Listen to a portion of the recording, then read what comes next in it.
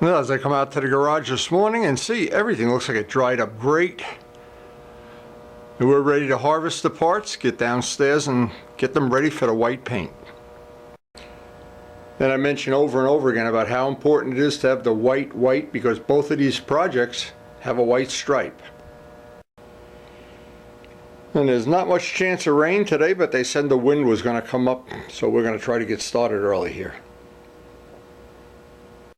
So what I did once I got the parts down in the shop, I looked this one over. This one's pretty much ready for white. There's a couple little spots I want to sand out.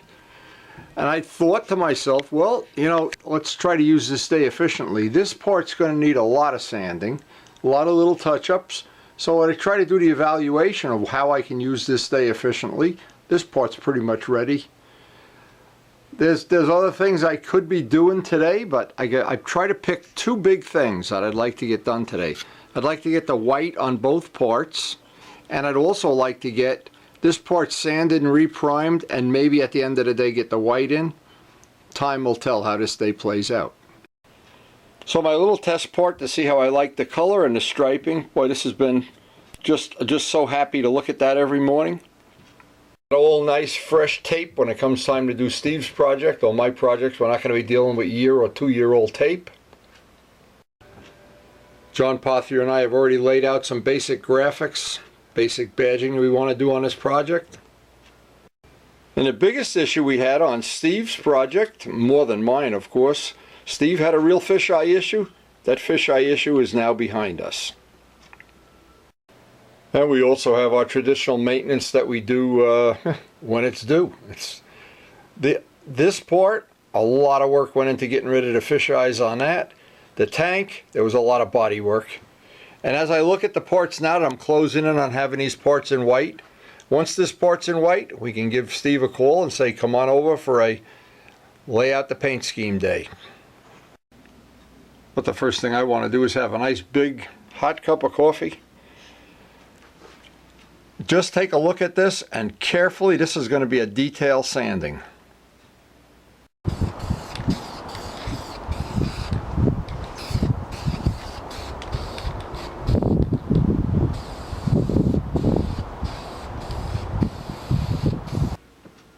Now in sanding out this first coat of primer, I'm going to be using the Indasa 600 sandpaper, wet, and some soapy water. Now you might think it's a little bit of overkill. In fact, when I look at this coat of primer, it didn't look bad, but there's still some little spots. And I want it to be, in my case, and in every case, I want it to be, especially I want the edges, all the edges done. I want to block sand it with the Indasa 600. When I'm done block sanding it, what'll happen is any little bad spots are going to come through. I'll put another coat of primer on this. And while this is drying, I can be working on Steve's part. Now, by doing this, we really do add the cost of, you know, 3 or 4 more cans of primer into the job. But the final result, well worth it. And this really will pick up every little mistake, hopefully.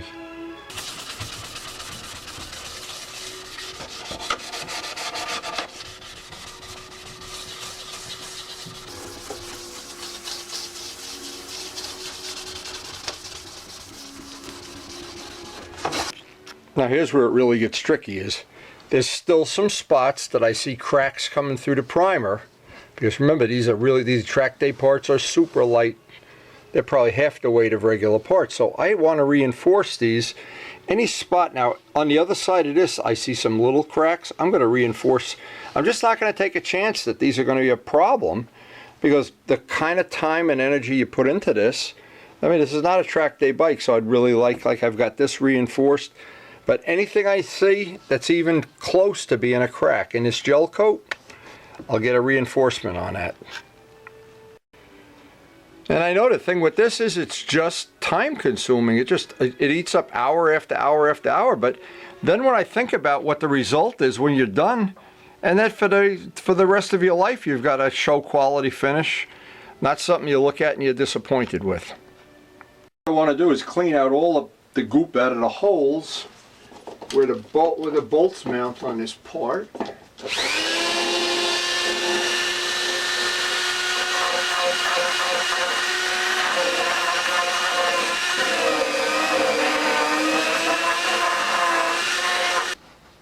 And it's just to get a nicer edge on that before we do the final finishing. Now I want to take all the holes that are going to be bolt holes and using a burr, burn them through, because all of the reinforcements we made are with carbon fiber and with epoxy. If you try to drill this, there's a good chance you'll crack it. If you use a burr, well, let's see, it doesn't even matter what kind of burr we use. This one will be fine, and it's the size of the holes, the 5mm bolts that are going in there. And what this will do, rather than drilling a hole, this will just burn it right through.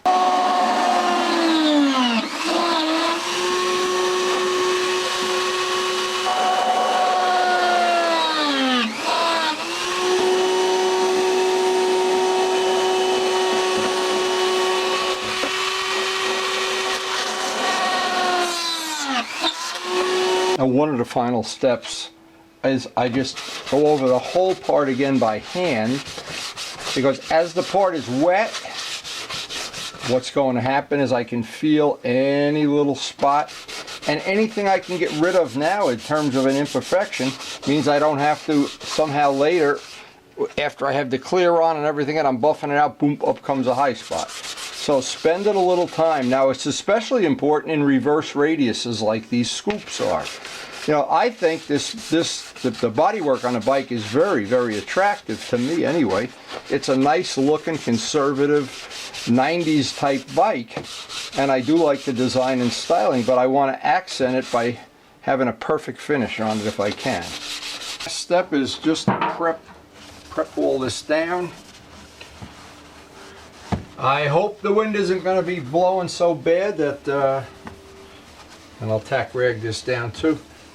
We're just hoping, of course, the weather's going to hold up. We're always hoping for that. Yeah, we've used up a lot of cans of primer sealer on this job and on Steve's job, but this stuff that really does work well.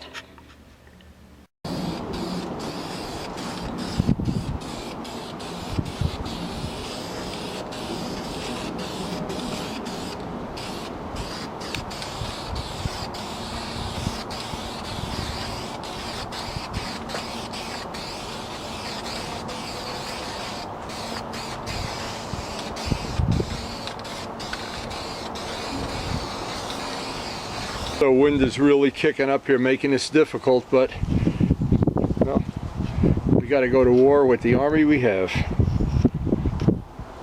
and obviously that's going to dry. So while my part is drying, I think I'll try to get some white on Steve's part. I'm not really sure about that wind out there, but this part's ready for its first coat of white. We do want to get 3 total coats of white. Smuggling cars over here. So we're smuggling cars. I wish there was a car. Cars. I wish there was a nice Ferrari under there, in fact. Who knows what's under there? So Turbo Steve just got caught shoplifting, I guess. He got plenty of duplicolor primer. We finally found the fender. You're making Luciano crazy. You don't know how that headlight, that square headlight with the 2 little round headlights? Yeah. He called me this morning. He says, "Tell Steve I need to know about that headlight." I got it at Vintage Japanese Motorcycle Swap Meet in August. So we're going to try to get some white on this while Steve is here to supervise. May have to paint him white while we're at it.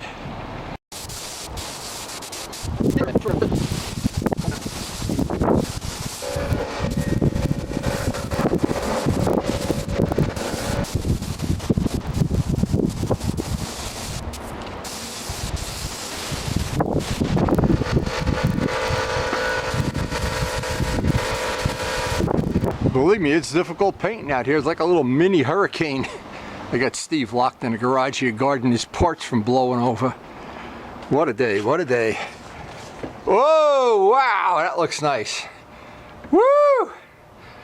Man, I just wish there wasn't so much wind, but we are tough guys, no doubt about it. All right, that's going to dry obviously before we get blown away here.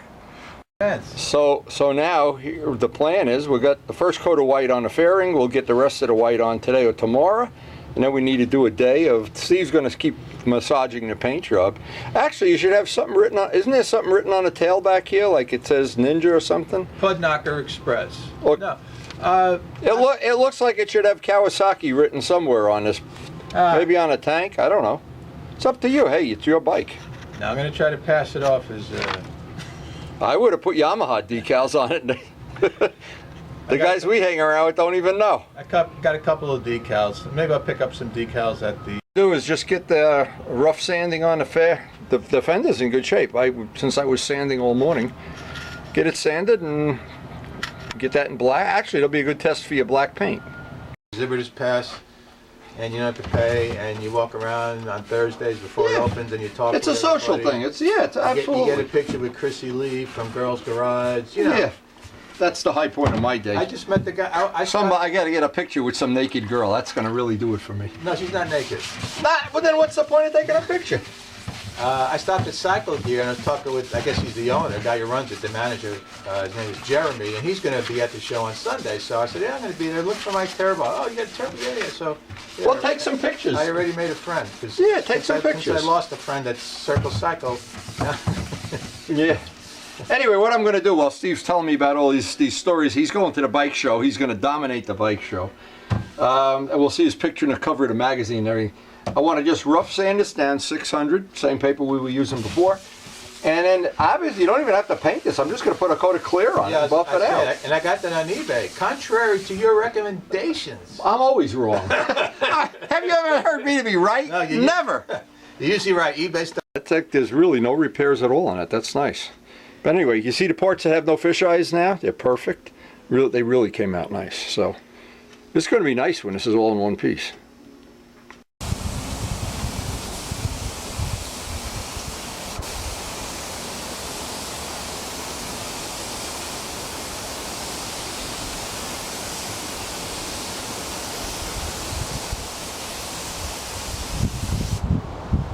I see a problem already back here. See where this is? I'll reinforce that. Yeah. A lot of times you don't see the crack until you actually put some paint on it.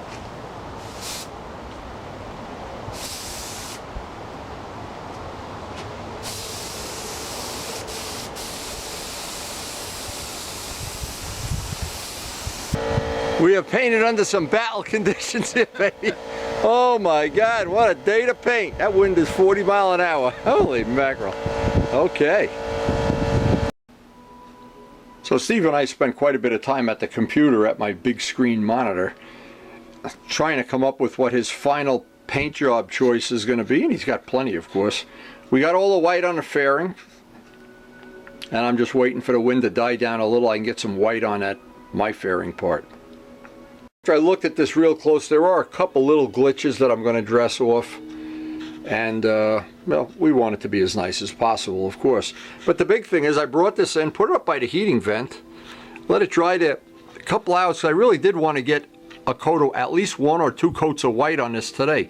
The reason is we're coming up on it. Looks like we're going to have rainy weather for several days in a row. And in the meantime, I can be looking at Steve's concept sketch up there. I got my concept sketch. So, and as the late George Venturini always said, dreaming is free.